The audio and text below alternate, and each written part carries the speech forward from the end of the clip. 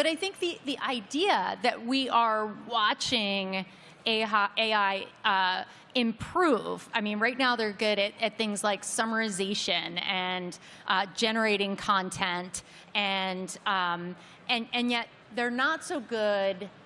Maybe getting better, but not so good yet at planning and workflows. And we're seeing improvements in voice and in image, and so I think some of this is going to be like, you got to get started, but you've got to have a vision to where you want to go. I also want to add a dimension, though, is what constitutes good enough or not good enough.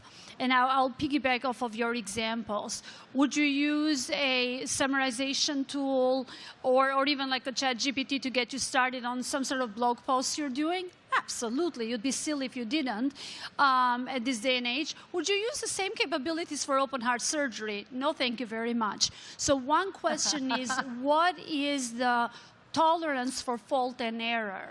And I'm saying that tongue-in-cheek, but that's really, really, really critical. And we saw this in the prior surveys, mentioned voice.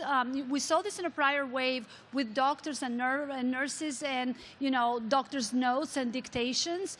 A lot of incumbents tried to deliver tools that on average were about 80% accurate in capturing the doctor and nurse notes and doing the transcripting. And guess what? For that use case, you actually needed 98% plus accuracy. For directions or communicating with the speech capabilities in your car, it turns out 80% is good enough. So understanding, again, the use case that you're delivering, tolerance for what constitutes fault and errors, and what's acceptable accuracy is another facet. Yeah, and the expectation of the human in the loop. Loop. SaaS people are used to anchoring around the idea of MVP, but I think the definition of MVP is so much more situational in AI.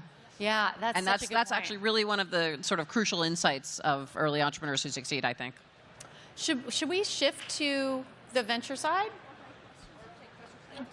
Oh, 10 minutes left already? That went fast. Okay, yeah, so we would welcome any questions from the audience.